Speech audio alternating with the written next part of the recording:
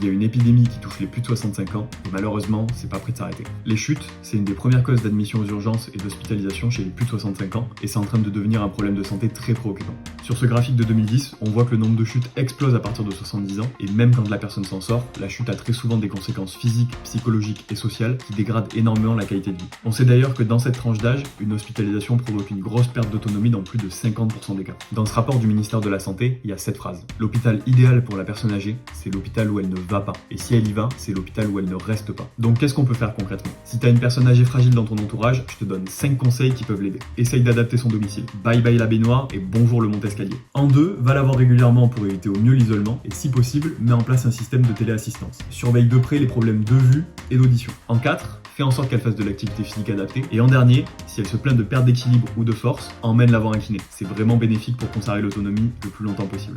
Prends soin de toi, mais surtout prends soin de tes proches, car maintenant tu sais que